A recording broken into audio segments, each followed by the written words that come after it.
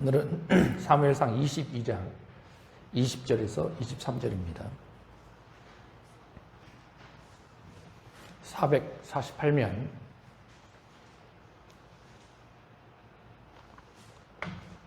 사무엘상 22장 20절에서 23절 다 같이 합독하겠습니다. 시작.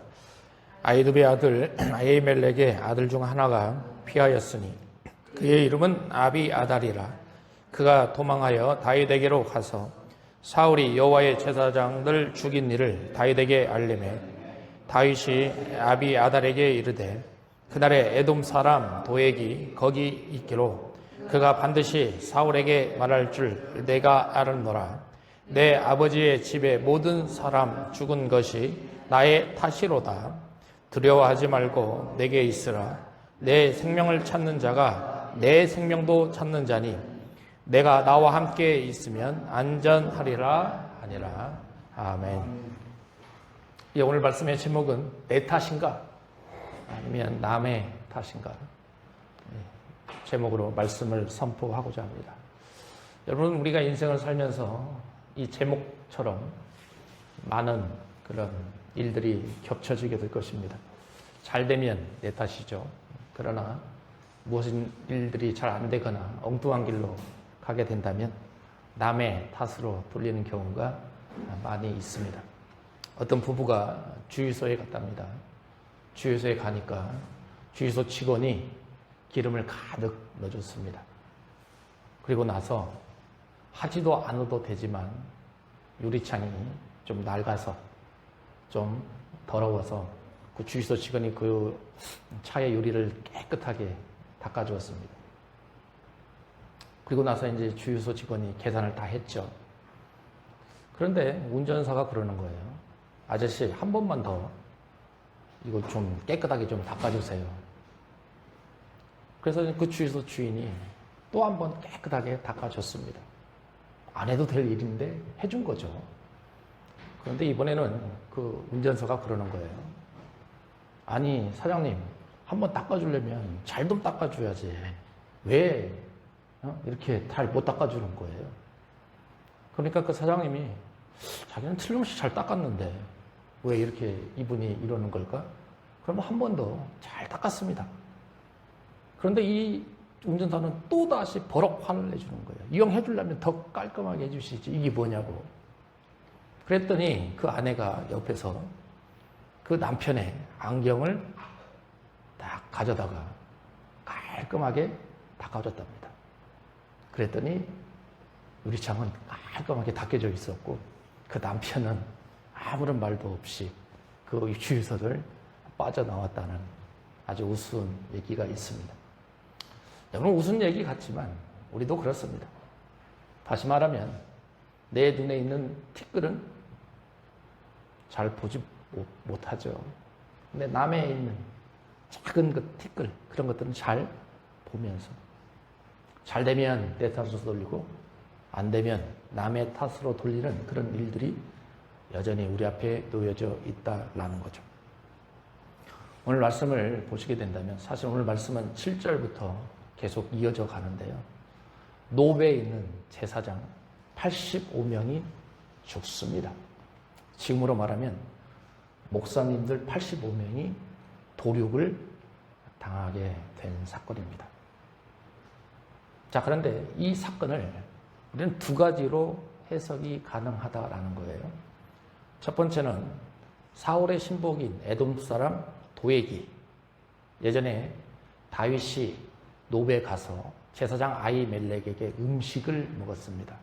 그리고 골리앗의 칼을 받았죠. 그런데 이 사건을 에돔 사람 도액이 사울에게 잘 알려줍니다.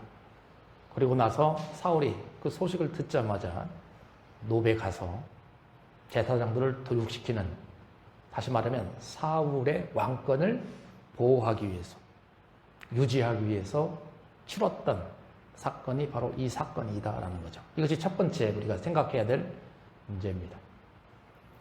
두 번째 생각은 이제 하나님의 뜻에 관해서 우리는 다시 한번 볼 줄 알아야 합니다. 우리는 사무엘상 2장에 보면 그때 남아있던 제사장 엘리와 그의 두 아들의 사건을 이미 다 알고 있습니다. 그때 하나님이 그 엘리와 그 두 아들에게 말씀하신 게 있어요.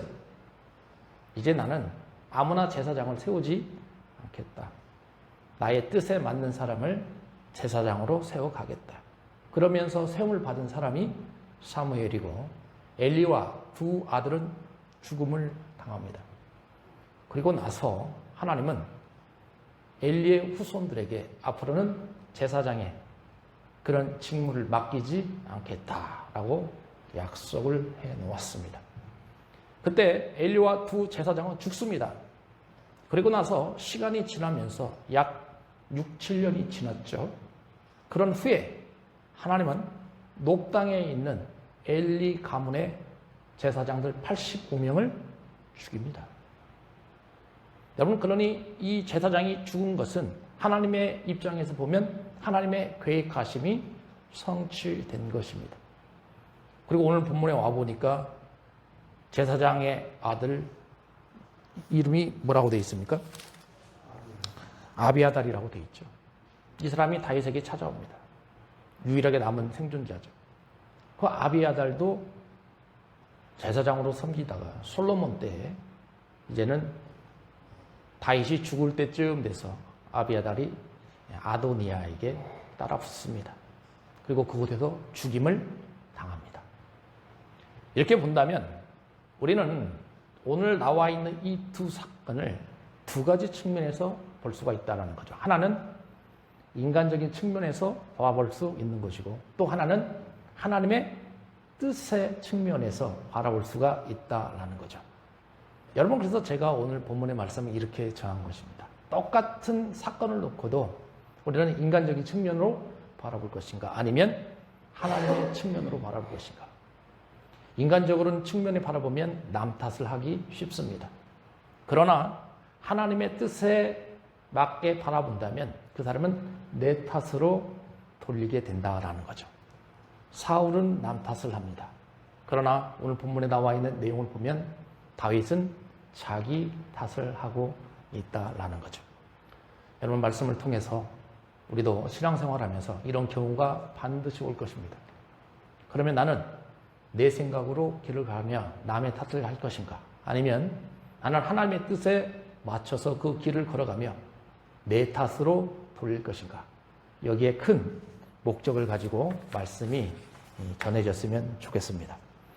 그러면 오늘 본문에서 특히 7절부터 23절까지 내용 중에 사울의 경우에 과연 남의 탓을 하는 사람들은 어떤 특징이 있는가, 여기를 약 4가지 정도 찾을 수가 있습니다.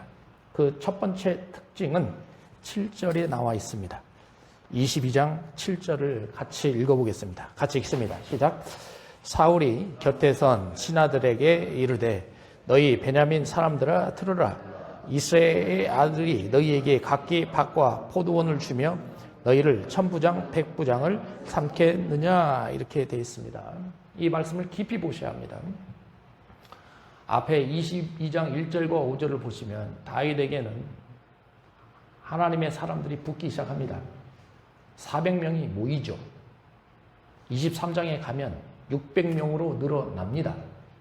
시간이 지나면서 하나님의 뜻에 맞게끔 다윗에게는 계속해서 사람들이 붙어가기 시작합니다. 그러나 사무엘은 어떻습니까? 시간이 지나니까 이스라엘 백성들에게서 멀어져 가기 시작합니다. 점점 사람들이 떠나가기 시작한다라는 거죠. 이제 사울의 일을 감당할 사람들을 이스라엘에서 베냐민 지파로 축소시켜버립니다. 왜 그렇게 갑니까? 이미 수많은 이스라엘 백성들은 자기에게 오지 않고 이미 마음이 다윗에게 이반되었다라는 것을 인식하고 있기 때문이다라는 거죠. 여러분, 이런 것입니다. 남의 탓을 돌리는 사람들은 시간이 지나면서 사람들이 점점 사라져가기 시작합니다. 자신의 주변에서 멀어져 가기 시작한다라는 거죠. 그러나 내 탓으로 돌리고 내가 그 일에 잘못된 것을 인정하면서 걸어가는 사람들에게는 사람들이 점점 모이기 시작한다라는 거죠. 이것이 예외일 수 없다라는 것입니다. 여러분, 이제 우리는 또 7절에서 두 번째 특징을 찾을 수가 있습니다. 사울은 베냐민 지파로 그 일들을 축소시켜 가면서 사울의 지파도 베냐민 지파였습니다. 그러니까 이 모습을 본다면 자신이 가지고 있는 지파, 오늘날로 보면 학연, 혈연 그런 것에서 집중하고 있음을 우리는 볼 수 있다라는 거죠. 여러분, 왜 이렇게 합니까? 왜 이렇게 혈연과 학연과 지연에 이렇게 집착하는 겁니까? 이유는 한 가지입니다. 자신을 따라줄 사람이 없어요. 자신과 일할 사람이 없습니다. 요즘은 안 그렇습니까? 요즘 정치하는 거나 아니면 기업의 회장들이나 아니면 수많은 리더들의 입장에서 이런 것에서 벗어날 수 없다라는 거죠. 왜 그러냐? 자기 인생을 자기가 주관해 가기 때문에 그렇다라는 거죠. 사람이 다 떠나버립니다. 베냐민 지파라고 해서 사울을 다 동조하느냐? 아니에요. 거기에서도 수많은 사람들은 이미 사울을 버려버리고 밖으로 떠나고 있는 사실을 우리는 볼 수가 있다라는 거죠. 그러면 이번에 우리는 남 탓으로 하는 사람들의 세 번째 특징을 볼 수가 있는데요. 이번에는 에돔 사람 도액에게서 그의 특징을 찾을 수가 있습니다. 8절과 9절이 그 특징이 나옵니다. 여러분, 9절과 10절인데요. 9절을 읽어보겠습니다. 같이 읽습니다. 시작. 그때 에돔 사람 도액이 사울의 신하 중에 섰더니 대답하여 이르되 이새의 아들이 노브에 와서 아히두베의 아들 아히멜렉에게 이른 것을 내게 보았는데 10절 아히멜렉이 그를 위하여 여호와께 묻고 그에게 음식도 주고 블레셋 사람 골리앗의 칼도 주더이다. 이렇게 되어 있습니다. 우리가 성경을 읽다 보면 도액이 잘못한 게 없는데 이렇게 생각할 수도 있어요. 여러분, 그러나 다윗이 제사장 아히멜렉에게 했던 말을 정확히 보셔야 합니다. 사실 다윗도 거짓말을 했었죠. 자기가 높답에 온 것은 그냥 온 것이 아니라 누가 보냈다고 그랬어요? 사울이 보냈다고 그랬어요. 왕의 명령을 가지고 내가 이곳에 왔었고 나 혼자 온 것이 아니라 내 소년들과 같이 왔습니다. 분명히 이렇게 말했습니다. 그러면 그 소리를 도액이 옆에서 들었으니까 그러면 도액 입장에서도 사울에게 말을 하려면 그 말 그대로를 해야 합니다. 그러나 도액은 그렇게 하질 않습니다. 자신의 유익과 자신의 이권을 찾아가고 그것을 누리기 위해서 왕에게 거짓말을 하고 있음을 우리는 알 수 있다라는 겁니다. 여러분, 여기서 우리는 간단히 남의 탓을 하는 사람들의 전형적인 모습 세 가지를 찾아봤어요. 그 첫 번째는 사울에게서 두 가지가 나왔습니다. 사람들이 떠나갑니다. 두 번째는 혈연, 학연, 지연에 몰두하게 됩니다. 세 번째는 거짓말을 일삼게 된다라는 거죠. 여러분, 그러면 이런 사람들에게 하나님이 어떠한 일들을 보여줬는가? 시편 52편이요. 다윗이 노브 땅에서 아히멜렉의 제사장들이 죽었을 때 그 광경을 보고 지었던 시가 나옵니다. 그것이 시편 52편입니다. 52편 1, 2, 3절만 먼저 보겠습니다. 같이 읽어봅니다. 시작. 포악한 자여, 내가 어찌하여 악한 계획을 스스로 자랑하는가? 하나님의 인자하심은 항상 있도다. 내 혀가 심한 악을 꾀하여 날카로운 삭도같이 간사를 행하는도다.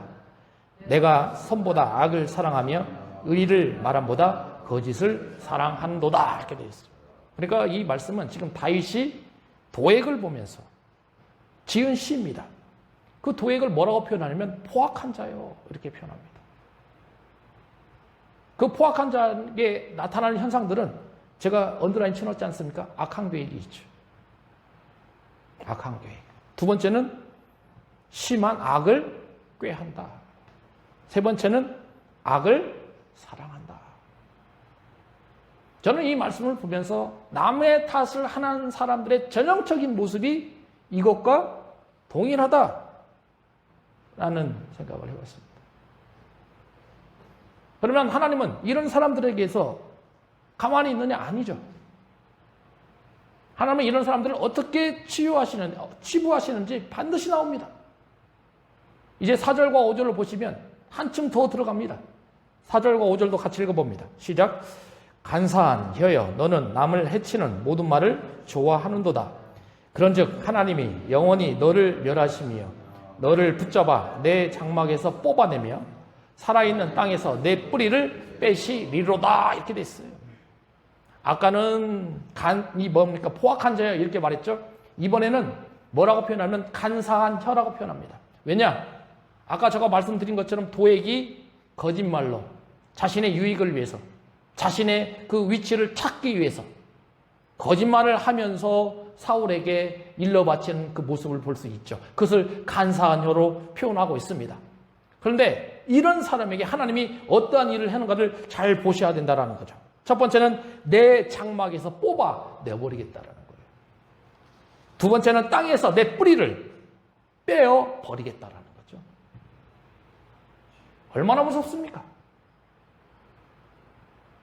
남의 탓을 하는 사람들에게 나타나는 전형적인 모습이 이런 모습이다라는 거죠. 그럼 왜 이런 사람들이, 이 도액이 왜 이런 일을 저질렀을까? 7절을 보면 더 정확히 나옵니다. 7절만 같이 읽어봅니다. 시작.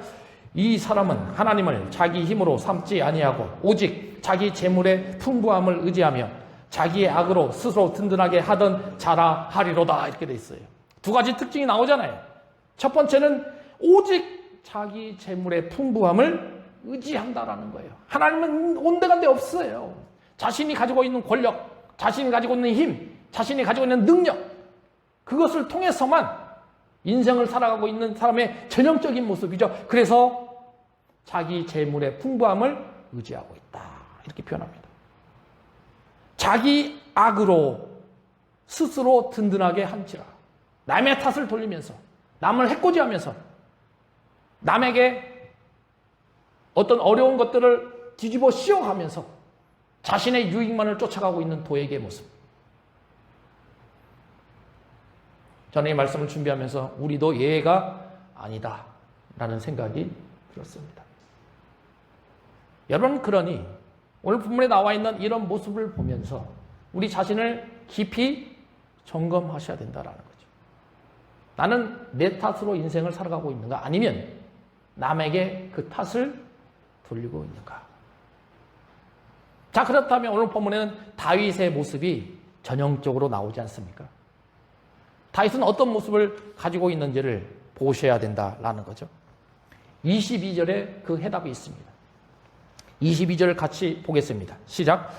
다윗이 아비아달에게 이르되 그날에 에돔 사람 도액이 거기 있기로 그가 반드시 사울에게 말할 줄 내가 알았노라. 내 아버지 집에 모든 사람 죽은 것이 나의 탓이로다. 보세요. 다윗이 뭐라고 합니까? 내가 잘못해서 너희 아버지가 죽었다. 내가 잘못해서 노베에 있는 제사장들이 다 죽었다. 내가 잘못했기 때문에 노베에 있는 가축들과 노베에 있는 모든 생물들이 다 죽었다. 그러니 나는 이 사건을 제사장의 잘못으로 여기지 않겠고 내 잘못으로 여기겠다. 여러분, 이런 사람들에게 아까 말씀드렸던 것처럼 사람은 그 사람의 마음의 중심을 보는 것입니다. 그러니까 그 이스라엘 백성들이요, 400명 모였다가 이 사건이 지나자마자 200명이 더 모입니다. 내 탓으로 여기면서 인생을 살아가는 그 사람들에게 사람들은 그 마음의 중심을 인식하는 것입니다. 그리고 그 마음의 중심에 하나님이 계심을 아는 것입니다. 그러니까 시간이 지나면 계속해서 사람들은 모입니다. 사실 다윗의 입장에서 아비아달 받아주지 않아도 돼요. 자기가 무슨 상관이 있어요? 자기가 가서 밥 먹고 자기가 가서 칼 가져왔고, 그러나 그것이 너무나 크게 자기 때문에 죽을 위험이 되느냐 그렇게 자기가 생각하지 않을 수도 있습니다. 변명할 수도 있습니다. 사울에게 따질 수도 있습니다. 얼마든지 가능했다라는 거죠. 그러나 다윗은 그렇게 하지 않았어요. 철저히 그런 일이 일어났을 때 이 모든 일의 잘못은 나에게 있구나 회개했습니다. 그리고 철저히 하나님의 뜻이 무엇인지를 바라보기 시작했다라는 거죠.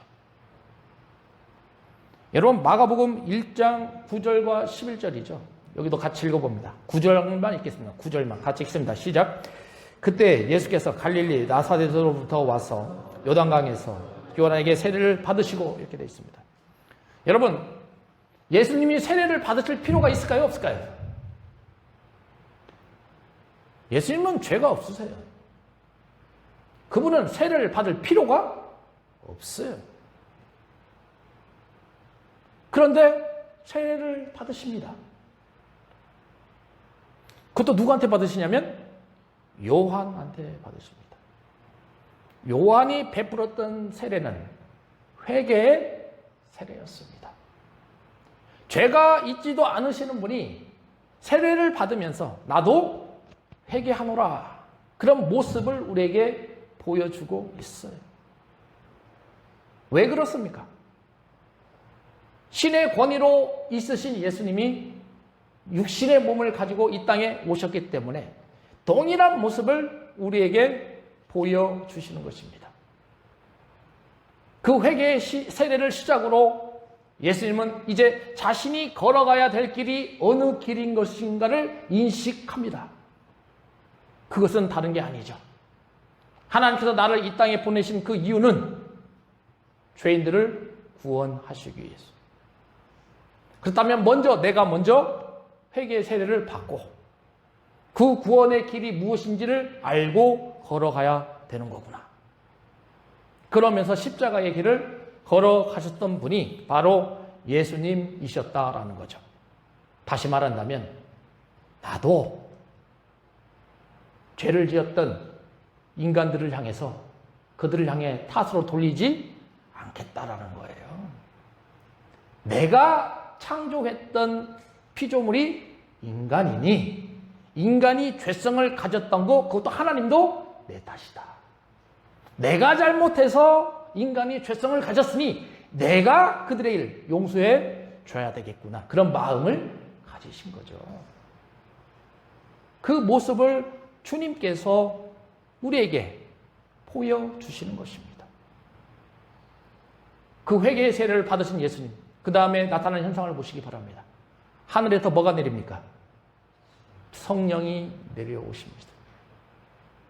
그리고 그 뒤에 보시면 뭐라고 되어 있습니까? 하나님이 기뻐하셨다라는 거죠. 여러분, 남의 탓으로 돌리지 않고 내 탓으로 여기는 사람들이 이런 모습을 가지고 있어야 되는 거예요. 먼저 내 자신이 철저히 잘못했음을 회개하고 남에게 탓하지 마시고 회개를 하시게 된다면 하나님은 그분에게 하나님의 거룩한 성령을 보내주시고 그리고 나서 하나님은 기쁨으로 그를 받아주시겠다라는 것입니다. 여러분, 왕의 모습으로 걸어가고 있는 다윗, 지금 거의 초창기의 시발점 아닙니까? 지금 이 사건 있기 전에 아둘람 공동체가 모이기 시작하지 않았습니까? 다윗은 그런 걸 아는 겁니다. 하나님이 나에게 뭘 원하고 계시는가? 하나님이 이스라엘 백성들에게 통치를 할 때 어떻게 통치하기를 원하고 계시는가? 그렇습니다.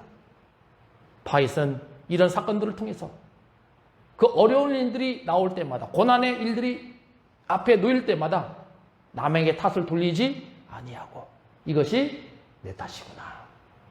그러면서 철저히 회개하고 있는 모습을 우리는 볼 수 있다라는 거죠. 여러분들에게 이런 은혜가 있으셨으면 좋겠어요. 여러분의 두 번째 특징이 23절에 나와요. 23절 같이 읽어봅니다. 시작. 두려워 말지 말고 내게 있으라. 내 생명을 찾는 자가 내 생명도 찾는 자니 내가 나와 함께 있으면 안전하리라 하니라. 이렇게 되어 있습니다. 여러분, 아히멜렉은 주변에 있는 제사장들이 다 죽었어요. 아히멜렉이 뭡니까? 아비아달도 뭐예요? 제사장이에요. 그러면 생명의 위험이 얼마나 크게 느꼈겠습니까? 그런데 이런 아비아달이 자기에게 찾아오니까 다윗이 어떻게 합니까? 품어줍니다. 사실 사울이 나도 죽이려 하고 있어. 그러니까 너 나 옆에만 있으면 너 생명은 안전해. 여러분이 만약에 아비아달 입장에 있었는데 그 아비아달이 여러분들이 만약에 이 다윗과 같은 사람에게 찾아갔어요. 나를 좀 어떻게 좀 해주십시오. 그래서 다윗처럼 품어주고 그 사람을 위로해주고 그 사람을 안아주게 된다면 여러분들의 마음은 어떻겠습니까? 여러분, 다윗은 이 사건을 통해서 또 한 사람의 열매를 맺어가기 시작합니다. 여러분, 자기 탓으로 돌리는 사람들에게 나타나는 전형적인 모습이에요. 내 탓이요 하는 사람에게는 사람이 붙어갑니다. 열매가 나타나기 시작한다라는 거예요. 놀라운 일 아닙니까? 여러분, 삭개오를 한번 보시기 바랍니다. 삭개오는 세리였어요. 돈이 많았습니다. 여러분, 세리가 돈이 많으면 얼마나 많았겠어요? 지금으로 말하면 세무공무원 아닙니까? 그런데 얼마나 돈을 많이 모았는지 사람들이 삭개오를 다 알고 있어요. 그런데 예수님을 만나면서 삭개오는 회개합니다. 제가 잘못했습니다. 예수님. 제가 예수님을 믿고 이제 하나님의 뜻이 무엇인지를 알았으니 제가 가지고 있는 것의 절반을, 내가 부정적으로 축적했던 것들의 절반을 가난한 사람들을 위해서 사용하겠습니다. 열매를 맺는 거죠. 베드로는 어떻습니까? 예수님이 십자가에 가시기 전에 나는 예수님을 배반하지 않겠습니다. 부인하지 않겠습니다. 그렇게 약속했던 사람이 베드로입니다. 그런데 막상 십자가를 지고 걸어가시는 그 모습을 보니까 베드로는 언제 내가 예수님 알았지? 타답니다. 그러나 닭이 울고 그 소리를 듣자마자 베드로는 깨닫기 시작합니다. 이것이 내가 남을 탓했구나. 그 닭의 울음소리가 베드로의 마음을 울리는 겁니다. 남의 탓으로 돌리지 말고 내가 잘못했는데, 내 탓이었는데, 나의 믿음이 없음을 내가 고백했어야 되는데 내가 그렇게 하지 못했구나. 여러분, 그래서 베드로는 그 사건을 계기로 변하기 시작합니다. 그리고 성령을 체험합니다. 아까도 예수님도 보시기 바랍니다. 예수님이 회개 세례를 하고 나서 성령이 내려오시잖아요. 베드로도 이 사건 이후에 오순절 성령을 통해서 성령 임함을 경험합니다. 그리고 나서 베드로는 예루살렘과 이방 땅을 향해서 예수 그리스도의 복음을 목숨을 걸고 전하는 모습을 볼 수 있죠. 터툴리아는 그렇게 기록합니다. 베드로가 로마 땅에 초대 교회를 세웠다. 베드로는 그의 마지막 인생을 주님이 십자가에 매달려 죽으셨는데 베드로는 십자가에 거꾸로 매달려 죽었다. 왜 그런 인생을 살아갔습니까? 자기 탓으로 인정했기 때문에 그런 삶을 살아가게 되었다라는 거예요. 여러분, 마지막으로 이사야 55장 10절과 11절입니다. 같이 읽어보겠습니다. 같이 읽습니다. 시작. 이는 비와 눈이 하늘로부터 내려서 그리로 돌아가지 아니하고 땅을 적셔서 소출이 나게 하며 땅이 나게 하여 파종하는 자에게는 종자를 주며 먹는 자에게는 양식을 줌과 같이 내 입에서 나가는 말도 이와 같이 헛되이 내게로 되돌아오지 아니하고 나의 기뻐하는 뜻을 이루며 내가 보낸 일의 형통함이니라. 이렇게 됐습니다. 여러분, 이 말씀은 이사야 55장에 하나님의 긍휼을 나타내는 아주 유명한 우리가 말씀이죠. 그때 이사야 선지자가 이스라엘 백성들을 향해서 버립니다. 말합니다. 악인은 그의 길을, 불의한 자는 그의 생각을 버려라. 이렇게 선포합니다. 7절에 그렇게 되어 있어요. 악인의 길, 불의한 자의 생각, 그것이 바로 남의 탓을 하는 사람들의 전형적인 모습 아닙니까? 그런데 이사야 선지자가 뭐라고 하냐면 나 여호와에게 돌아오라 그렇게 합니다. 남의 탓을 하는 너희여, 이제 내 탓을 하는 여호와에게 돌아오라 그런 말씀이죠. 왜냐? 내 생각은, 하나님의 생각은 너희의 생각과 다르다. 내 길은 너희의 길과 다르다. 너희가 생각하는 것보다 나는 더 높고 너희가 걸어가는 길보다 나는 더 높이 걸어가고 있으니 남의 탓을 돌리지 말고 내 탓을 바라보며 하나님의 길을 걸어가라 말씀하신 후에 이 말씀이 나오는 거예요. 여러분, 그리고 10절에 비와 눈을 보시기 바랍니다. 하늘로부터 내려온다라고 그러잖아요. 그러면 하늘로부터 비가, 눈이 땅에 내려오잖아요. 이 비유가 뭐냐면 하나님은 우리에게 마음의 밭을 허락해 주십니다. 그리고 그 마음의 밭에 비와 눈을 계속 내려준다는 거죠. 그게 무엇입니까? 하나님의 말씀이라는 거죠. 지금도 하나님은 여러분들에게 계속 하나님의 말씀을 던져주시면서 너희의 마음의 밭이 무엇인지를 알아가라고 합니다. 너는 그 말씀을 듣고 나서 너희 인생을 살아갈 때 남의 탓을 돌리면서 인생을 살아갈래? 아니면 내 탓으로 인생을 살아가면서 하나님의 뜻의 길에 합당하게 걸어갈 것인지, 그것을 질문하며 던지고 있다는 거예요. 여러분, 그러니 우리도 이런 이사야의 말을 보면서 내 삶을 깊이 통찰해야 합니다. 주님은 그렇게 말씀하셨습니다. 땅을 적셔서 소출이 나게 하며 싹이 나게 하며 파종하는 자에게 종자를 주며 먹는 자에게 양식을 주겠노라 이렇게 말했습니다. 만약 너희가 남의 탓으로 돌리지 않고 내 탓이라 인정하며 그 길을 걸어가게 된다면 하나님은 너희의 생각과 달라서 너희가 생각하는 것보다 더 풍성한 것을 허락해 주시겠다 약속하시는 겁니다. 저는 우리 로고스 교회 성도들이 이런 축복을 받으셨으면 좋겠어요. 그런 길을 누리셨으면 좋겠어요.